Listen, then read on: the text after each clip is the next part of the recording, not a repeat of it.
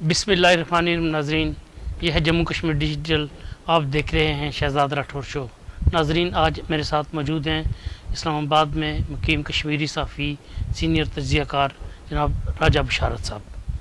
آج ناظرین ہم بات کریں گے کہ کل جو آزاد کشمیر بھر میں عوامی ایکشن کمیٹی کا احتجاج ہو رہا ہے، جو حکومت کی جو خلاف ورزیاں ہیں ان کی وجہ سے احتجاج کیا جا رہا ہے، اس پہ ہم بات کریں گے کہ اس کے کیا اثرات مرتب ہوں گے. اس کے علاوہ ہم بات کریں گے کہ انوار الحق حکومت کے خلاف جو تحریک عدم اعتماد کی کوششیں بڑی ہمیں نظر آ رہی تھیں، وہ تھوڑی ماند پڑ گئی ہیں. آخر اس کی کیا وجہ ہے؟ کیا اس خاموشی کے پیچھے کوئی طوفان چھپا ہوا ہے؟ اس کے علاوہ ہم بات کریں گے کہ پاکستان کی سیاست میں آنے والے ہفتے میں کیا اہمیت ہے، کیا کچھ ہونے جا رہا ہے. راجہ بشارت صاحب چونکہ ان کا پاکستان کی سیاست پہ بڑی اہم نظر ہوتی ہے، پاکستان کی سیاست پہ، تو اس حوالے سے یہ زیادہ معلومات رکھتے ہیں، اس پہ بات کریں گے. اور اس کے بعد ہم بات کریں گے کہ آزاد کشمیر میں پٹرول، گیس، بجلی اور دیگر جو اشیاء خوردونوش ہیں سستی ہونے کے باوجود اس کے ثمرات ابھی تک عوام تک نہیں پہنچے. نہ ہی ٹرانسپورٹ مافیا نے ابھی تک کرائے کم کیے، نہ ہی ہوٹل مافیا نے کھانے پینے کی چیزوں کی جو ہے نا وہ دام کم کیے، اور نہ ہی یہ جو مہنگائی ہے کم ہونے کا نام لیتی نظر آ رہی ہے. اس میں بات کریں گے. السلام علیکم راجہ صاحب.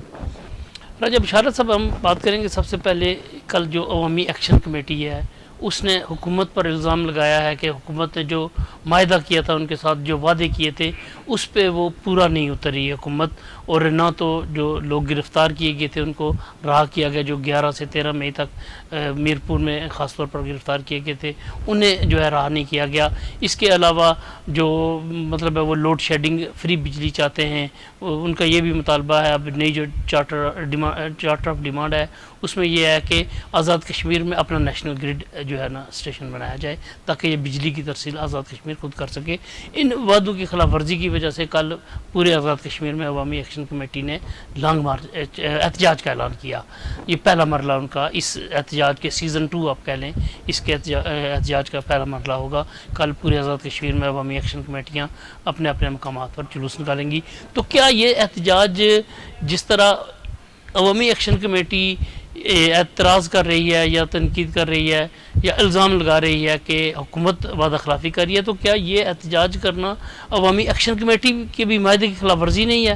تو کیا حکومت وہ جو بجلی سستی کرنے کا اور آٹا سستا کرنے کا نوٹیفیکیشن تھا، کہیں ایسا تو نہیں کہ وہ بھی اس پہ الزام لگائے کمیٹی کے اوپر اور اپنے نوٹیفیکیشن واپس لے لے؟ جی بسم اللہ الرحمن الرحیم. بہت شکریہ راٹھور صاحب.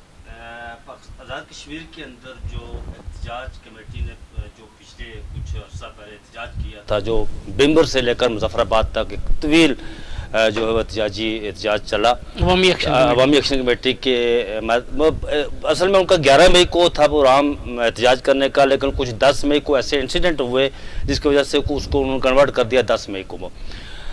اس میں بہت ساری چیزیں دیکھنی پڑتی ہیں. یہ کہ جو اب کل انہوں نے کہا کہ ہم اس کو دوبارہ کریں گے، اگر سیاسی تاریخ دیکھیں پاکستان کی یا آزاد کشمیر تو ظاہر ہے پاکستان کے ساتھ ملا ہوا ہے نا، کچھ ایسی قوتیں ہوتی ہیں جو جس طرح کے معاملات جاتے ہیں اور طے ہوتے ہیں معاملات، جس طرح عوامی ایکشن کمیٹی نے احتجاج کیا، گورنمنٹ آزاد کشمیر کے درمیان اور ان کے درمیان معاملات طے ہو گئے، ایک نوٹیفیکیشن ہو گیا جی کہ ہم آٹے پر سبسائڈ کریں گے، بجلی کے بلات پر سبسائڈ کریں گے، احتساب کے حوالے سے ان کا ایک مطالبہ تھا. پھر اس کے علاوہ آزاد کشمیر بھر کے اندر طلباء تنظیموں کے حوالے سے ان کا مطالبہ تھا کہ ان کو فعال کیا جائے، الیکشن وغیرہ کروائے جائیں. تھوڑا سا اگر پیچھے چلے جائے تو جب بھی اس طرح کی کوئی تحریک چلتی ہے، اب دیکھیں کہ پی این اے کی ایک تحریک چلی تھی بھٹو کے خلاف جو اس وقت چلی تھی، وہ تحریک کامیاب ہو گئی تھی. مذاکرات کی میز پر بیٹھے جب بھٹو صاحب کو پتہ چلا کہ یہ تو پرتشدد واقعات کی طرف جا رہا ہے، جب وہ مذاکرات کی میز پر بیٹھے تو وہ مذاکرات کامیاب ہو گئے.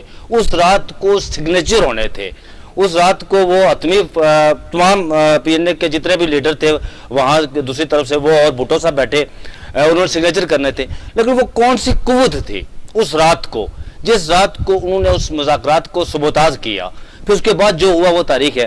یہ جس طرح عوامی ایکشن کمیٹی کا، چونکہ میرا تعلق کشمیر سے ہے اور میں کشمیر کا رہنا میں پاکستان میں یہاں پر جرنلزم کرتا ہوں اور پاکستان کے معاملات کو یہاں پر سپریم کورٹ کو کرتا ہوں اور دوسرے دیگر معاملات کو، لیکن جس دن یہ عوامی ایکشن کمیٹی کی تحریک چلی تھی اور پتہ چلا جی کہ ہمیں اس رات کو کہ یہاں پر اسلام آباد کے اندر فوری طور پر 23 سال ریلیز کیے گئے شہباز شریف کی طرف سے، پھر اس کے بعد آزاد کشمیر کے وزیر اعظم جو بڑے، میں انہیں تو بڑا انٹلیکچوئل سمجھتا تھا کہ وہ بڑے دبنگ قسم کے وزیر اعظم ثابت ہوں گے، لیکن جب تک وزیر اعظم نہیں بنے تھے، وہ کہتے ہیں حضرت امام شافعی رحمۃ اللہ علیہ کے قول ہے، وہ بڑے ہی ان کی بصیرت کے تمام ائمہ کرام جو ہے نا ان کی بصیرت کے قائل تھے، کوئی بھی امام جو ہے نا ان کی بصیرت سے اختلاف نہیں کرتا تھا۔ ان کا ایک قول ہے کہ اگر کوئی یہ کہے کہ میں نے شراب پیا اور میں نشے میں نہیں ہوں تو میں یہ بات ماننے کے لیے تیار ہوں، اور اگر کوئی یہ کہے کہ میں اقتدار میں ہوں اور میں نشے میں نہیں ہوں، یہ میں بات ہرگز ماننے کو تیار نہیں ہوں۔ میں بڑا انٹلیکچوئل سمجھتا تھا، دانشور سمجھتا تھا انوار الحق صاحب کو کہ وہ جب وزیر اعظم بنے آزاد کشمیر کے تو معاملات کسی اور سمت کے لے کر جائیں گے، لیکن جب وہ وزیر اعظم 1 سال کی کارکردگی میں نے ان کی دیکھی ہے بغور، اور جب وہ وزیر اعظم بنے تو میں تو ایک وہ کٹ پتلی جو ہوتا ہے روبوٹ ٹائپ، اس کی ڈوریں کسی اور کے ہاتھ میں، اور جو پیچھے حکم آتا ہے وہاں سے وہ وہی بات کرتے ہیں۔ مطلب وہ پی کے مووی کا ایک ڈائلاگ ہے کہ وہ جس میں وہ کہتے ہیں جی کہ یہ لکھے ہوئے شبد جو وہاں پڑھتا ہے وہ پیچھے سے آ کر کہتا ہے یہ میرے ہیں، میں نے لکھے ہیں حضور، لیکن جب وہ آگے جاتا ہے تو پھر پتہ چلتا ہے کہ جو اس کے شبد لکھے ہوئے تھے وہ کچھ اور تھے، تو پھر وہاں دنگا فساد ہوتا ہے۔ تو میں سمجھتا ہوں کہ یہ وزیر اعظم آزاد کشمیر مکمل طور پر ناکام ہوئے ہیں، مکمل طور پر۔ جو میں بات کر رہا تھا کہ مذاکرات کو سبوتاژ کس نے کیا، یہ انوار الحق کو پتہ ہے کہ مذاکرات کو سبوتاژ کس نے کیا ہے، یہ آزاد کشمیر گورنمنٹ کو پتہ ہے، اور پاکستان فیڈرل گورنمنٹ جو یہاں پر بیٹھی ہے انہیں بھی پتہ ہے۔ سب شہر کے حوالے سے تمام معاملات ہو چکے تھے کہ ہم نے یہ دینا ہے، لیکن آخر وہ کون سی قوت ہے جو یہ چاہتی ہے کہ آزاد کشمیر کے اندر جو ہے معاملات خراب کیجیے۔ لیکن میں آپ کو ایک خبر ایک یہاں پر دے دوں، یہ کل پرسوں میں اپنے پروگرام میں جو میں بھی ان کے لیے میں اس میں بیٹھتا ہوں، میں نے یہ اس میں بھی ڈسکس کیا تھا راٹھور صاحب، آزاد کشمیر کے اندر یہ ابھی جو عوامی ایکشن کمیٹی کے جو انہوں نے تحریک چلائی تھی، اس میں وہی کچھ ہونے جا رہا ہے جو 9 مئی میں پاکستان کے بعد ہوا تھا۔ پاکستان میں 9 مئی کے بعد جس طرح لوگوں کو جیو فینسنگ کر کے، جس طرح بھی لوگوں کو بڑی تعداد میں لوگوں کو یہاں پر جیلوں میں ڈالا گیا تھا، جن کے کیسز یہاں پر ATC کی عدالتوں میں، انسداد دہشت گردی کی عدالتوں میں، سپریم کورٹ کی عدالتوں میں، ہائی کورٹ میں، تمام عدالتوں میں لگے ہوئے ہیں، لیکن جب ثبوت مانگتی ہے ریاست ان سے تو پھر ان کے پاس ثبوت نہیں ہوتے، عدالت مانگتی ہے۔ میں آپ کو بتاؤں کہ یہاں پر حمزہ کیمپ کا یہ 9 مئی کے حوالے سے جب یہاں ہوا تھا واقعہ، تو جسٹس جمال مندوخیل کے سامنے ایک کیس لگا ہوا تھا، ضمانت کا کیس، اس میں 6 لوگ شامل تھے، اس میں رولا کوٹ سے تعلق رکھنے والے ایک ایسا اسٹوڈنٹ بھی تھا راٹھور صاحب کے جو CA کا وہ فائنل CA کمپلیٹ کر چکا تھا اور کسی جگہ وہ انٹرنشپ پر تھا، یہ یہاں پر حمزہ کیمپ کے۔ اچھا وہ اس کے لائقین کا کہنا تھا کہ وہ ویسے ہی کہیں باہر آیا کہ جی یہ جو چل رہی ہے تحریک چل رہی ہے، یہ معاملات چل رہے ہیں، میں دیکھوں کہ کیا ہو رہا ہے، لیکن اس کا بیچ میں نام آ گیا، اس کو اٹھا کر 9-10 بار سے وہ گیہوں کے ساتھ گھن تو پستا ہے نا۔ دیکھیں یہ 9 مئی کو واقعات تو پیش آئے، حمزہ کیمپ کے سامنے دیکھیں قومی سلامتی کا مقدس ادارہ ہے، وہاں پہ آخر لوگ گئے کسی ایجنڈے کے تحت، یہ الگ بات ہے، ہم بات آزاد کشمیر تک ہی محدود رہتے ہیں۔ یہ بات یہ ہے کہ یہ جو عوامی ایکشن کمیٹی جو احتجاج کر رہی ہے، کیا یہ اس معاہدے کی خلاف ورزی نہیں ہوگی؟ تو کیا مجھے تو یہ خدشہ ہے نا کہ اس کے نتیجے میں آزاد کشمیر کی حکومت ہے وہ اپنے 2 نوٹیفیکیشن واپس نہ لے لے، جو ہمارے لاکھوں عوام جو اس مظاہرے میں 13 مئی کو جو موجود تھے، اور 3 ہماری عوامی ایکشن راٹھور صاحب عوامی ایکشن کمیٹی کا کہنا ہے جی کہ مطالبات نہیں مانیں گے، وہ نہیں، وہ 2 تو مانیں گے، آٹے والے اور بجلی بلات والے، باقی جو ان کا ایجنڈا تھا میرے 7-8 پوائنٹ تھے ٹوٹل ان کے نا، جس میں طلباء کی تنظیموں کے حوالے تھا، آپ کے احتساب کا میکانزم جو ہے اس کو تبدیل کرنا تھا، اس کے حوالے سے اس کو بہتر کرنا تھا۔ اگر وہ نہیں مانیں گے، اگر 8 اپنے ڈیمانڈ آپ کی 8 پوائنٹ کی تھی، اس میں 2 مانے گے آپ کے، میجر 2 تھے، آٹے والا اور دوسرا، اگر 6 نہیں مانے گے تو عوامی ایکشن کمیٹی کیا کرے؟ پھر وہ کیا کرے؟ چپ کر کے بیٹھ جائے؟ اسے باقی تو مطالبات بھی جو ہے نا ان کے ہیں، وہ تو جائز مطالبات ہیں نا۔ اگر آزاد کشمیر کے اندر احتساب نہیں ہوتا ہے، راٹھور صاحب ایک پرائم منسٹر ہے یا ایک وزیر ہے، مجھے یہ بتایا کہ اگر وزیر مراد لیتا ہے، وہ جو اس کے آئین جو اس کی اجازت دیتا ہے اس سے زیادہ لیتا ہے، تو اس کا احتساب کون کرتا ہے آزاد کشمیر کے اندر؟ کوئی ادارہ ہے آزاد کشمیر کے اندر احتساب کرنے والا؟ میں نے تو نہیں دیکھا کہ کوئی ادارہ ہے آزاد کشمیر کے اندر احتساب کرنے والا. اگر کوئی وزیر کرپشن کرتا ہے, آج تک میرے خیال میں آزاد کشمیر کے اندر کرپشن پر کسی کو نہیں پکڑا گیا. نہیں, ابھی تو یہ کچھ انوار اللہ حکومت میں کچھ واقعات سامنے آئے ہیں, احتساب بیورو نے کارروائیاں کی ہیں, لیکن وہ ساری چودھری امتیاز صاحب کو جب پکڑا گیا تو پتہ چلا وہ جو ٹرک چھوڑا گیا تھا لکڑی کا, وہ خود وزیر اعظم انوار الحق نے ہدایت کی تھی کہ چھوڑا جائے.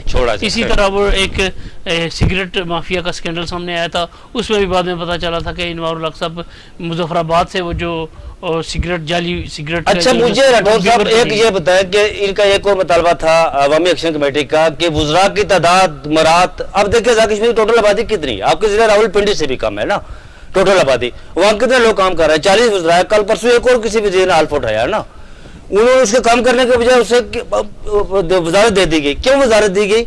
کہ انوار الحق صاحب چاہتے ہیں, ان کا بات نہیں چل رہا ہے کہ تمام ممبران اسمبلی کو, جتنے بھی ممبران اسمبلی 48 ہے 49 ہے جتنے بھی ہیں, وہ سب کو وزیر بناتے وہاں پر.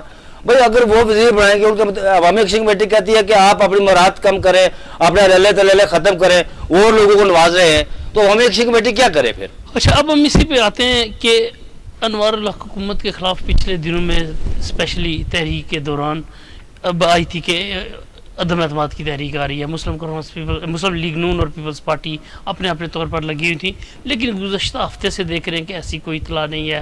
سیاسی جو قیادتیں ہیں جو لانا چاہتے تھے عدم اعتماد, وہ خاموش ہیں. کیا اس خاموشی کے پیچھے کوئی طوفان چھپا ہوا ہے, کوئی ایسے اچانک یکدم سامنے آ جائے گا؟ راٹھور صاحب, جو آزاد کشمیر کے اندر ووٹ آف نو کانفیڈنس کی موشن ہے, میں آپ کو بتاؤں کہ جب یہ سردار تنویر الیاس کے خلاف جب یہ تحریک عدم اعتماد پیش ہوئی تھی, نہیں پیش نہیں ہوئی تھی, ان کو تو عدالت سے فیصلہ آیا جناب, تو اس کے بعد وہ یا سردار عبدالقیوم صاحب کے بعد ان کے خلاف پیش ہوئی نیازی صاحب کے خلاف, اور جس دن عدالت سے فیصلہ آیا سردار تنویر الیاس کے خلاف, تو میں ان دنوں میں, یہ رمضان کی بات ہے, تو کسی اور کا نام چل رہا تھا, تو ایک دم سے وہ میرے سامنے, میں نے دیکھا ٹویٹر پہ, تو نام آ گیا جی کہ رات 1-2 بجے کے قریب وہ نام پیش کیا گیا جی کہ 11-12 بجے 11-12 قائد ایوان جو ہے وہ انوار الحق ہے. میں اس پر اس وقت کسی کے ساتھ رابطے میں تھا کہ یار یہ کیا ہونے جا رہا ہے. میرے سامنے جو نام آیا تھا وہ کسی اور کا تھا, لیکن جب میرے سامنے یہ نام آیا, جب میرے سامنے یہ نام آیا تو میں نے پوچھا کہ یہ کیا ہے. اس بندے نے کہا جی کہ یہ مجھے یہ کہا جی کہ یہ تحریک انصاف کی طرف سے, عمران خان صاحب کی طرف سے جو آج کل مطلوب ہے, ان کی طرف سے نام پیش کیا گیا. میں نے اس وقت اسد عمر سے رابطہ کیا, وہ سیکرٹری جنرل تھے پارٹی کے, کہ یہ نام, انہوں نے کہا جی تو اس سے ہمارا کوئی تعلق نہیں ہے کہ یہ کون کس کا نام ہے. میرا بات کرنے کا مقصود یہ ہے راٹھور صاحب کہ لیکن اس وقت اسد کے اثر اور پرویز خٹک مظفر آباد میں موجود تھے اور ان کے لیے ووٹ لے رہے تھے, لیکن تحریک عمران خان کو اور پارٹی سیکرٹری جنرل کو اور دوسری لیڈرشپ کو اس کا پتہ نہیں تھا کہ کیا ہو رہا ہے وہاں پر.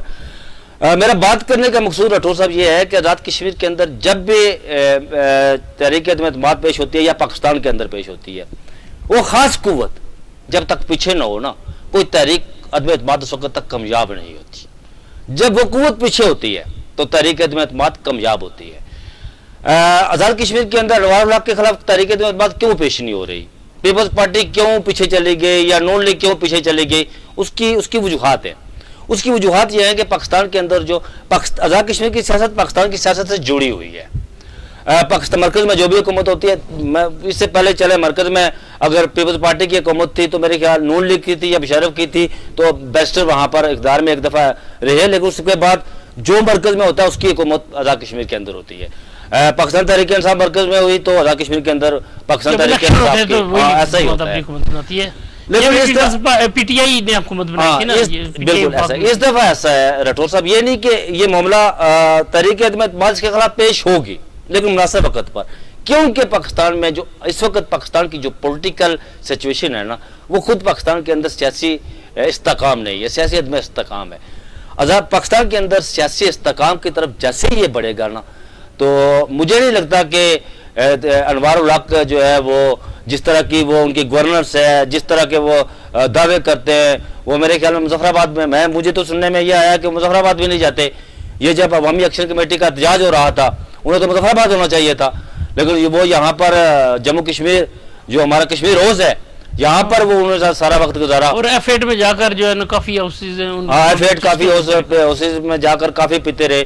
اور ان کے ارد گرد وہ کچھ ایسے لیڈر وہ اور ہوتا ہے, دعوے درویشی کے. ہاں دعوے راٹھور صاحب لیڈر وہ ہوتا ہے جو ناممکنات میں سے ممکنات کا راستہ نکالتا ہے, جو مشکلات میں سے آسانیوں کا راستہ نکالتا ہے. لیکن انوار الحق صاحب جب سے وزیر اعظم بنے, میں نے بڑا ڈیپلی اس کو میں ڈیپلی اس کی اسٹڈی کیا کہ وجہ کیا ہے اس کی. میں اس نتیجے پر پہنچا ہوں کہ انوار الحق صاحب جب سے آزاد کشمیر کے وزیر اعظم بنے, آزاد کشمیر میں استحکام نام کی کوئی چیز نہیں ہے. سیاست میں استحکام ہے, سیاست میں استحکام ہوتا ہے تو پھر آپ کی مہنگائی بڑھتی ہے, آپ کی اکانومی ڈاؤن ہوتی ہے. اب دیکھیں آزاد کشمیر میں جو بجلی کی جو پیٹرول کی قیمتیں سستی ہوئی ہیں, یا اس کے آزاد کشمیر میں عوام کو ریلیف کیوں نہیں مل رہا ہے, اس کی وجہ کیا ہے؟ اس کی وجہ یہ ہے کہ کوئی کسی نام کی کوئی چیز ہی نہیں ہے, گورننس نام کی کوئی چیک اینڈ بیلنس نہیں ہے.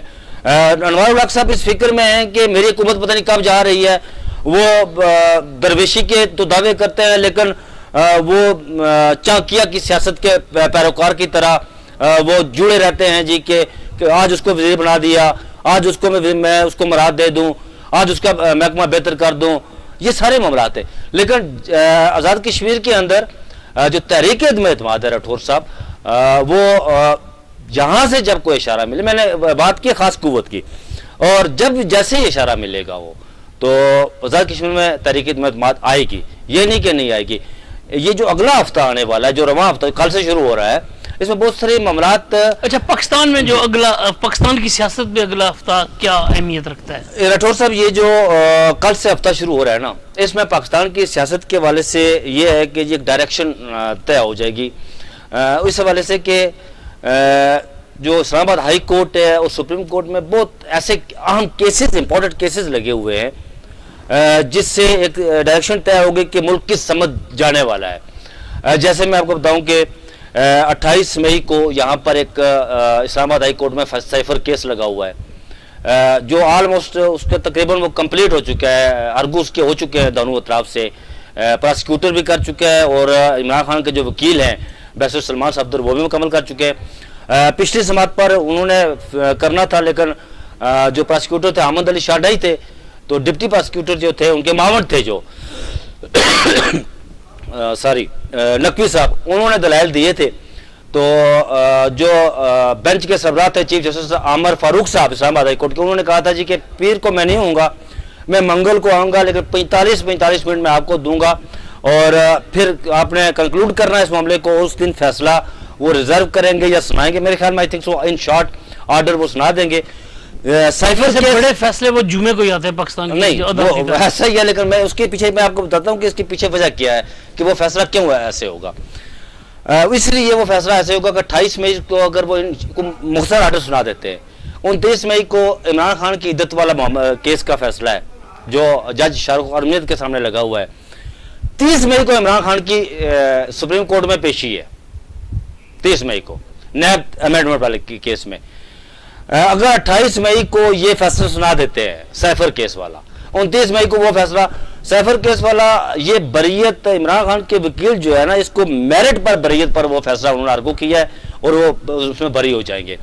اور جو عدت مقدمات میں بری بھی ہوئے ہیں, ہاں جو عدت والا معاملہ ہے راٹھور صاحب, اس میں پراسیکیوشن جو ہے وہ ہاتھ کھڑے کر چکی ہے نا. یہ تو پرائیویٹ خاور منیکا صاحب اس کو لے کر چلا رہے ہیں نا. اب فیصل ویڈا اگر ٹی وی کے پروگرام میں ہاتھ کھڑے کر کہتا ہے جی کہ یہ پاکستان کی عدلیہ کی تاریخ کا بےہودہ ٹرینڈ کیس ہے, تو اٹ مینس کہ پراسیکیوشن وہی تھی نا, وہ ہاتھ کھڑا کر کے اسے پیچھے ہٹ چکے. 28 کو یہ فیصلہ آتا ہے, 29 کو عدت والا فیصلہ آتا ہے, 30 مئی کو پھر عمران خان کی جو پیشی ہوگی نا سپریم کورٹ میں, پھر عمران خان کنوکٹڈ نہیں رہے گا. مگر 28 کو یہ فیصلہ آ جاتا ہے بریت والا, سائفر والا, اگر بری ہو جاتا ہے, ہاں شارٹ آرڈر میں. 29 کو یہ دونوں فیصلے جو ہے نا, 29 کو عدت والا, اس میں بھی اس کے کالا دم ہو جاتی ہے سزا. تو پھر عمران خان پر کوئی ایسا کیس نہیں بچتا جس میں وہ کنوکٹڈ ہو. پھر وہ فزیکل سپریم کورٹ میں اس کی اپیئرنس اس نے درخواست دی ہوئی عمران خان نے, وہ بھی ہو سکتی ہے. اگر وہ ممکن نہ ہوئی, ریاست نے کہا جی کہ سیکورٹی ایشوز ہیں یا کچھ ہے, تو پھر یہ ہوگا کہ جو ان کی ویڈیو کے ذریعے جو ان کی پیشی ہوگی وہ لائیو سٹریمنگ میں ہوگی. لائیو سٹریمنگ میں ہوگی تو پھر پوری دنیا اس کو سنے گی. عمران خان خود کیا جو ہے عدالت میں ہوگی یا پوری دنیا دیکھے گی؟ پوری دنیا. یوٹیوب کا جو سپریم کورٹ کا چینل ہے نا, اس میں براہ راست نشریات ہوں گی, تو ظاہر ہے وہ ٹی وی چینل چلائیں گے, پوری دنیا سنے گی اسے. کیونکہ عمران خان خود کہہ چکے ہیں کہ 30 کو میرا جو ہے نا وہ میچ پڑنے والا ہے. اچھا راٹھور صاحب، اس بیچ اس ہفتے اور کیا ہونے والا ہے؟ اس ہفتے یہ ہونے والا ہے کہ 28 مئی 29 مئی اور 30 مئی یہ 3 دن ہیں جس میں اسلام آباد کے تینوں حلقے جو نیشنل اسمبلی کے حلقے ہیں 46 7 8 ان حلقوں کے بھی فیصلے ہونے جا رہے ہیں، جس میں پچھلی سماعت پر جسٹس طارق جہانگیری نے یہ کہا تھا کہ فیصلہ یہاں ہی ہوگا، اس عدالت میں ہوگا، اور بین الفی پر فیصلہ ہوگا، حلف اٹھانا ہوگا کینڈیڈیٹس کو. اور پچھلی سماعت میں انہوں نے کہا تھا کہ انہوں نے جو آرو تھے الیکشن کمیشن پاکستان کے، ان کو طلب کیا تھا، وہ نہیں آئے تھے، تو انہوں نے کہا تھا کہ اگلی سماعت پر اگر وہ نہ آئے تو یہ عدالت گرفتار کر کے انہیں گرفتاری کا آرڈر دے سکتی ہے اور انہیں گرفتار کر کے عدالت کے سامنے پیش کیا جا سکتا ہے. پھر یہ ہوا کہ جو اسلام آباد کے 2 حلقے تھے جہاں سے مصطفیٰ نواز کھوکر الیکشن لڑ رہے تھے، انہوں نے اسلام آباد ہائی کورٹ کے اندر درخواست دائر کی ہے کہ میں فارم 45 اوریجنل جو ان کے پاس ہیں اور تحریک بیک والے، وہ میں دینے کے لیے تیار ہوں اور میں قرآن پر حلف دینے کے لیے تیار ہوں. انہوں نے یہ عدالت کے سامنے موقف رکھا اپنا، میں عدالت کے سامنے کھڑے ہو کر قرآن پر حلف دوں گا کہ اسلام آباد کے 2 حلقے جہاں سے میں الیکشن لڑ رہا تھا وہاں سے شعیب شاہین اور علی بخاری جو جیتے ہوئے ہیں، اور وہ جو بندے ہارے ہوئے تھے، ایک میں ڈاکٹر طارق فضل چودھری اور ایک میں خرم نواز، وہ چوتھے نمبر پر تھے، ان کو پہلے نمبر پر فارم 47 کے تحت وہ آگے لایا گیا. یہ اسی طرح عامر مغل والے حلقے کا بھی یہی جہاں سے انجم عقیل صاحب جیتے ہوئے ہیں اسی طرح ہے. یہ وہاں پر ایک تو یہ عام فیصلہ ہونے جا رہا ہے. پھر اس کے علاوہ 29 مئی کو ایک ایسا فیصلہ ہونے جا رہا ہے اسلام آباد ہائی کورٹ میں راٹھور صاحب، جس میں کشمیر سے تعلق رکھنے والے صحافی اور شاعر احمد فراد، جنہیں یہاں سے اٹھایا گیا تھا اسلام آباد سے، اس کی 3 سماعتیں ہو چکی تھی. اٹارنی جنرل پاکستان نے پچھلی سماعت پر، ایک تو کل پرسوں سماعت ہوئی نا، وہ سماعت سے پچھلی سماعت پر ہائی کورٹ کے سامنے جسٹس محسن کیانی کے سامنے یہ بات رکھی تھی کہ میں آپ کو جو ہے یقین دہانی کروا رہا ہوں کہ میں 4 دن کا مجھے وقت دیں، ہم احمد فراد کو اس عدالت کے سامنے پیش کریں گے. لیکن 4 دن میں وہ سامنے نہیں آئے. تو پھر جب وہ دوبارہ سماعت ہوئی تو جسٹس کیانی نے ان سے پوچھا جی کہ کیا اس پر پیش رفت ہوئی ہے، تو انہوں نے کہا جی کہ میں بندہ تو نہیں لا سکے ہم. تو جسٹس کیانی نے براہمی کا اظہار کیا اور کہا کہ اس کا مطلب ہے ریاست ناکام ہو چکی ہے. تو اٹارنی جنرل نے کہا ریاست ناکام نہیں ہوئی ہے، ہم پوری کوشش کر رہے ہیں، لیکن میرے اس جگہ بات چیت ہوئی ہے کہ ہم اس بندے کو یہاں لائیں گے، میں تھوڑا وقت اور لوں گا. تو جس پر جسٹس محسن کیانی نے بہت دبنگ قسم کا فیصلہ اس دن آرڈر جو کیا نا، وہ شاید آپ کی نظروں سے گزرا ہوگا، جس میں انہوں نے ایک پورا ہماری جو خفیہ ایجنسی تھی نا، اس کی جو کام کرنے کا طریقہ کار تھا وہ پورا طلب کر لیا کہ بھائی اس کے اندر کون کون کام کرتا ہے، کتنی گاڑیاں ہیں، کتنے ان کا فنڈنگ ہوتی ہے، ان کو کتنے پیسے خرچ ہوتے ہیں، ان کی جزا و سزا کا کیا تعین ہوتا ہے، یہ کس کے ماتحت ہیں. جب یہ باتیں ساری ہو رہی تو اٹارنی جنرل نے کہا جی کہ پرائم منسٹر کے ماتحت ہے. تو جسٹس کیانی نے کہا پھر تو معاملہ ختم ہو گیا، پرائم منسٹر کے ماتحت ہے. تو بہرحال اس جسٹس کیانی نے اس آرڈر میں ان لوگوں کو بلایا عدالت کے اندر طلب کیا ہوا ہے جن کے بارے میں نام لیتے ہوئے بھی لوگ تھوڑا سا وہ خوف محسوس کرتے ہوتے تھے. خیر وہ تو باتیں پرانی تھی، لیکن ان لوگوں کو یہ میں اپنی طرف سے بات نہیں کر رہا ہوں راٹھور صاحب، یہ عدالت کا حکم ہے.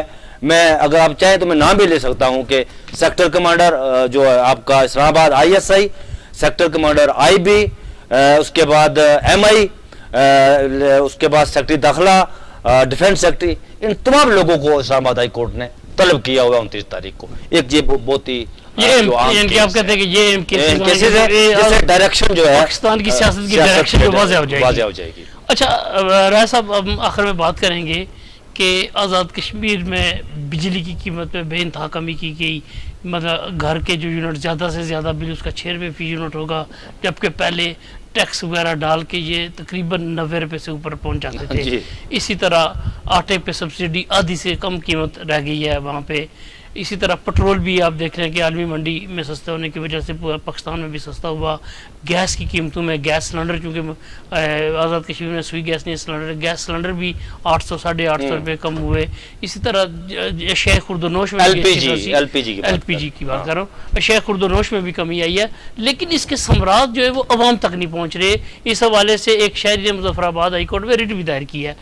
تو کیا یہ انتظامیہ کا کام نہیں تھا کہ وہ یہ امپلیمنٹ کرتی, اس کے جو ہے نا ثمرات عوام تک پہنچاتی؟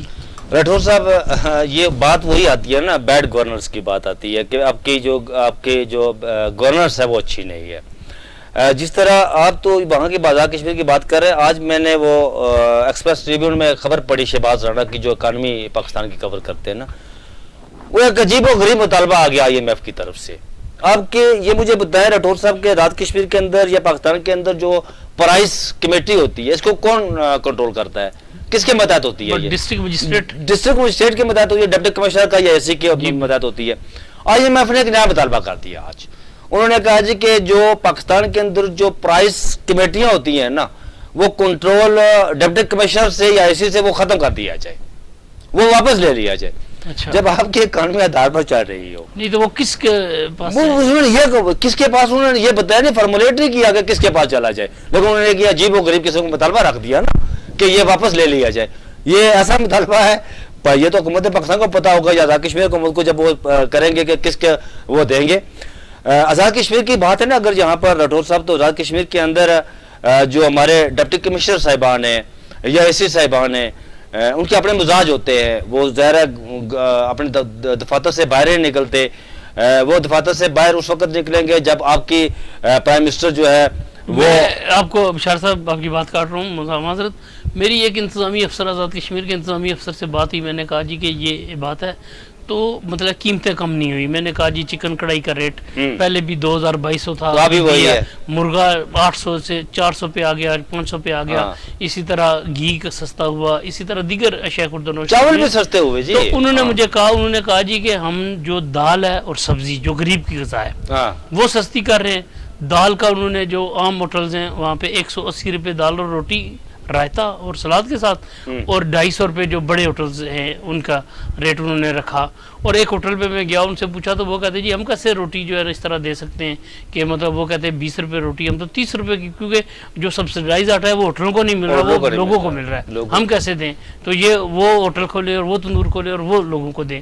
اسی طرح میری جب اس انتظامی افسر سے بات ہوئی, اس نے کہا جی کہ ہم نے یہ تو کیا ہے, اب ہم کڑھائی سستی نہیں کر سکتے کیونکہ وہ غریب لوگ کھاتے ہیں. میں نے انہیں کہا جی کہ کیا یہ غریب لوگ چکن نہیں کھا سکتے؟ مطلب ان کو چکن کھانا منع ہے کہ اگر کسی کا شوق ہے یا دل کرتا ہے چکن کھانے کا تو وہ اس وجہ سے نہ کھائے کہ آپ اس کو کہتے ہیں وہ 4000 میں بیچے یا 5000 میں.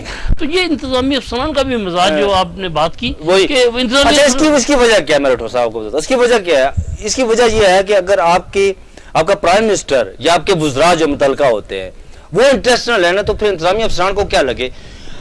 مجھے ایک سینئر پالیٹیشین جو آزاد کشمیر کے نام مجھے یاد نہیں رہا ان کا, انہوں نے مجھے ایک دفعہ بتایا تھا جی کہ 85 کی بات انہوں نے مجھے بتایا کہ اسکندر یاد اس وقت پرائم منسٹر تھے. تو میں نے ان سے پوچھا تھا کہ ان کا کیا طریقہ کار کیا ہوتا تھا, کہ وہ کہا جاتا ہے کہ وہ 85 سے لے کر 90 تک ان کا جو دور تھا وہ بڑا ہی ایک اچھے ایڈمنسٹریٹر کے طور پر یاد رکھا جاتا ہے. ان کا طریقہ کیا تھا؟ انہوں نے کہا جی کہ سردار صاحب صبح اٹھ کر چلے جاتے اپنے آفس میں 8 بجے, اس کے بعد وہ 2 بجے تک وہاں کام کرتے. 2 بجے کے بعد سردار صاحب وہاں پر جو ان کا لنچ ہوتا تھا وہ کرتے تھے. لیکن اس کے بعد سردار صاحب عصر کے بعد اور مغرب کے درمیان جو ہے نا سردار صاحب کا یہ طریقہ کار ہوتا تھا, روٹین تھی, یہ ان کی ڈیلی روٹین تھی. وہ اس پالیٹیشین نے مجھے بتایا کہ وہ اخبارات پڑھتے, اور اگر کہیں بھی کوئی انہیں نظر آ جاتا یار کہ یہ فلاں ضلع کے متعلق یہ خبر لگی ہے, اور اسی وقت اس ڈپٹی کمشنر کو فون کرتے کہ یہ معاملہ ہے, یہ آپ کیوں نہیں اس کو حل کر رہے. اگر کسی تحصیل میں کسی اس ایسی کو فون, وہ بتاتے خود فون کرتے انہیں. اچھا. اس نے مجھے بتایا کہ سردار اسکندر یاد کا یہ طریقہ کار ہوتا تھا کام کرنے کا. تو ہمارے پرائم منسٹر صاحب کا یہ تو یہاں پر وہ اکثر میں انہیں دیکھتا ہوں, اچھا یہ بٹن کھلے ہوئے ہوتے ہیں انہیں, تو وہ کوئی ان کا اپنا مزاج ہوتا ہے, ہر بندے کا اپنا طریقہ کار ہوتا ہے. تو وہ کہتے ہیں کہ میں درویش ہوں. کسی بھی بات کریں یار آزاد کشمیر کے پرائم منسٹر کے حوالے سے, اگر کہیں آپ انہیں اپروچ کریں یار ویسے ان سے ملنا ہے یا کوئی کام کرنا ہے, صحافی کا کام تو خبر نکالنا ہوتا ہے نا, اور کیا کام کرنا ہوتا ہے. آپ اگر انوار الحق سے ملیں گے تو آپ انوار الحق سے کس لیے ملیں گے؟